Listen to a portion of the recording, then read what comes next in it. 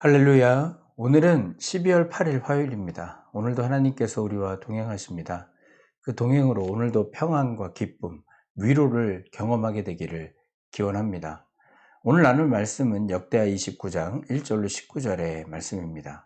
역대하 29장 1절로 19절의 말씀, 제가 가진 성경책으로 구약성서 694페이지입니다. 이 말씀을 찾아서 함께 읽고 나누는 시간 가지도록 하겠습니다.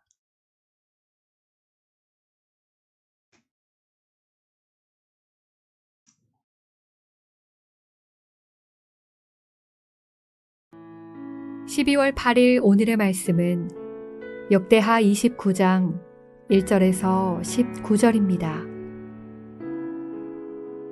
히스기야가 왕위에 오를 때에 나이가 25세라. 예루살렘에서 29년 동안 다스리니라. 그의 어머니의 이름은 아비야요 스가랴의 딸이더라. 히스기야가 그의 조상 다윗의 모든 행실과 같이 여호와 보시기에 정직하게 행하여 첫째 해 첫째 달에 여호와의 전 문들을 열고 수리하고 제사장들과 레위 사람들을 동쪽 광장에 모으고 그들에게 이르되, 레위 사람들아, 내 말을 들으라. 이제 너희는 성결하게 하고 또 너희 조상들의 하나님 여호와의 전을 성결하게 하여 그 더러운 것을 성소에서 없애라. 우리 조상들이 범죄하여 우리 하나님 여호와 보시기에 악을 행하여 하나님을 버리고 얼굴을 돌려 여호와의 성소를 등지고 또 낭실문을 닫으며 등불을 끄고 성소에서 분향하지 아니하며 이스라엘의 하나님께 번제를 드리지 아니하므로 여호와께서 유다와 예루살렘에 진노하시고 내버리사 두려움과 놀람과 비웃음거리가 되게 하신 것을 너희가 똑똑히 보는 바라. 이로 말미암아 우리의 조상들이 칼에 엎드러지며 우리의 자녀와 아내들이 사로잡혔느니라. 이제 이스라엘의 하나님 여호와와 더불어 언약을 세워 그 맹렬한 노를 우리에게서 떠나게 할 마음이 내게 있노니, 내 아들들아, 이제는 게으르지 말라. 여호와께서 이미 너희를 택하사 그 앞에 서서 수종들어 그를 섬기며 분향하게 하셨느니라. 이에 레위 사람들이 일어나니 곧 그핫의 자손 중 아마세의 아들 마핫과 아사랴의 아들 요엘과 무라리의 자손 중 압디의 아들 기스와 여할렐렐의 아들 아사랴와 게르손 사람 중 심마의 아들 요아와 요아의 아들 에덴과 엘리사반의 자손 중 시므리와 여우엘과 아삽의 자손 중 스가랴와 mat다냐와 헤만의 자손 중 여후엘과 시므이와 여두둔의 자손 중 스마야와 우시엘이라. 그들이 그들의 형제들을 모아 성결하게 하고 들어가서 왕이 여호와의 말씀대로 명령한 것을 따라 여호와의 전을 깨끗하게 할세. 제사장들도 여호와의 전 안에 들어가서 깨끗하게 하여 여호와의 전에 있는 모든 더러운 것을 끌어내어 여호와의 전 뜰에 이름에 레위 사람들이 받아 밧갓 기드론 시내로 가져갔더라. 첫째 달 초하루에 성결하게 하기를 시작하여 그 달 초8일에 여호와의 낭실에 이르고 또 8일 동안 여호와의 전을 성결하게 하여 첫째 달 16일에 이르러 마치고 안으로 들어가서 히스기야 왕을 보고 이르되, 우리가 여호와의 온 전과 번제단과 그 모든 그릇들과 떡을 진설하는 상과 그 모든 그릇들을 깨끗하게 하였고 또 아하스 왕이 왕위에 있어 범죄할 때에 버린 모든 그릇들도 우리가 정돈하고 성결하게 하여 여호와의 제단 앞에 두었나이다 하니라.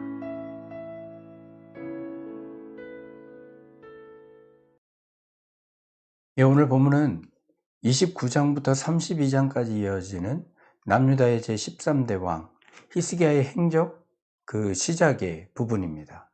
히스기야가 왕이 되자 먼저 성전개혁을 시작한 내용이 오늘 본문에 담겨 있는 것입니다. 히스기야 왕은 유다 왕들 가운데 가장 특출난 개혁자라고 할 수 있습니다.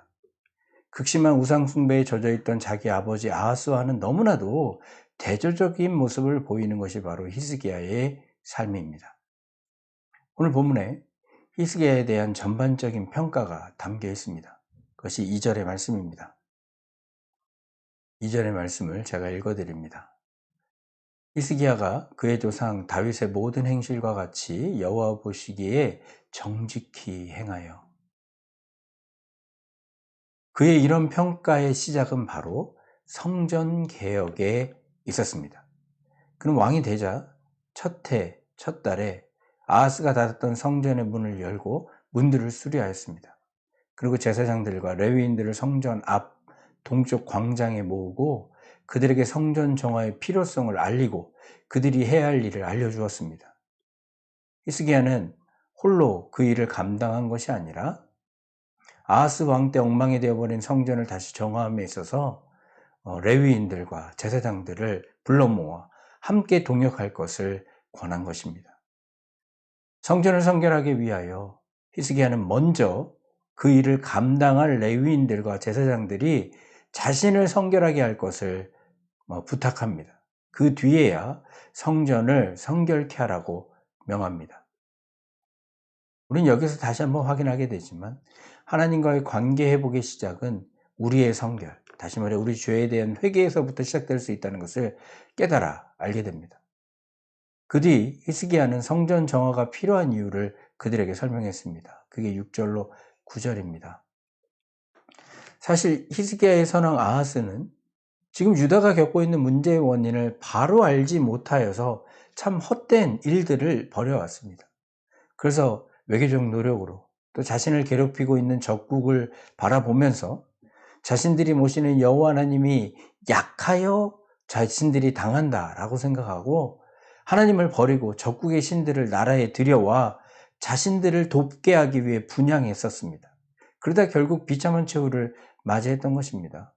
하나님과 그의 성전을 향해 얼굴을 돌려야 하나님의 긍휼과 보호를 얻을 수 있었을 텐데 그들은 여호와의 거처로부터 그들의 얼굴과 등을 돌려버렸습니다. 성전의 낭실문을 닫아 성전의 출입을 막았고 성소의 등잔대에 늘 켜져 있어야 될 등불도 꺼버렸습니다. 분향단 위에 향기로운 향도 태울 수 없었고 성소의 문이 닫혀 제사장도 그 직임을 제대로 할 수 없었습니다. 심지어 성전 뜰에 우상의 제단을 세우고 우상들에게 제사를 드렸던 것이 아하스 당시 제사장들의 일이었던 것을 보게 됩니다. 이제 그의 아들 히스기야는 정확히 지금 상황의 이유를 깨달아 알고 있었습니다. 그래서 왕에 오르자마자 그 원인에 대한 해결책을 찾아간 것입니다. 그 해결의 시작은 성전의 성결개혁밖에 없다라는 것을 깨달은 것입니다. 그는 결단하고 회개하여 다시 이스라엘의 하나님 여호와와 더불어 언약을 세우기를 원했습니다. 그래서 이 맹렬한 노에서 벗어나고 싶어 했던 것입니다. 이제 성전 정화의 당위성, 지금 유다의 어려움의 근본 이유를 깨달은 레위인들은 왕의 말에 순종하여 본격적으로 성전 정결화에 나섭니다. 자신들을 먼저 성결하게 하고 성전을 깨끗하게 한 것입니다. 히스기야가 하나님의 말씀대로 명한 모든 지시를 그들이 순종하여 성전 외부인들을 깨끗하게 했습니다. 그와 동시에 제사장들은 내부인 지성소와 성소를 깨끗하게 합니다. 규례에 따라 성전 안, 지성소는 레위인들의 출입이 제한되어 있었으므로 제사장들이 들어가 더러운 것을 뜰로 끌어내어 왔던 것입니다. 우상 숭배에 관련된 부정한 것을 가져 나오면 레위 사람들이 기드론 시내가로 가져가 제거했습니다. 이렇게 연합과 동역이 이루어져서 성전개혁이 이루어진 것입니다. 이러한 작업이 1월 1일에 시작하여 16일간 진행되었음을 우리는 기록에서 확인하게 되어집니다. 그들은 아마도 6월절 전에, 그러니까 14일 전에 이 일을 마치고자 하였지만 아쉽게도 그것은 이루어지지 않았습니다. 히스기야 왕이 게으르지 말라고 말했듯이 첫째 달 14일에 있을 6월절을 지키기 위해 그 전에 그 성전 정화 작업을 마치려고 열심을 다해 일했지만 아쉽게도 16일이 걸리고 만 것입니다. 그러나 이제라도 하나님과의 관계 회복의 상징인 하나님을 향한 예배가 가능한 성전의 상태가 된 것은 그들에게 축복인 것입니다. 언제나 문제의 원인을 아는 것이 중요합니다. 그 원인을 알게 되면 그 원인만 제거하면 되기 때문입니다. 히스기야는 문제의 원인을 바로 알았고 그것을 제거하기 위해 최선을 다했습니다. 성전 안에 더러운 것들을 제거해 버린 것입니다.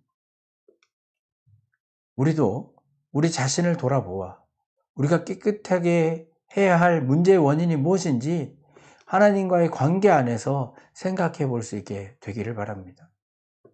히스기야는 이 성전 개혁을 시작으로 결국 하나님 앞에서의 여러 가지 개혁들을 통하여 다윗의 때처럼 하나님 앞에 정직히 행한 왕으로 평가를 받습니다.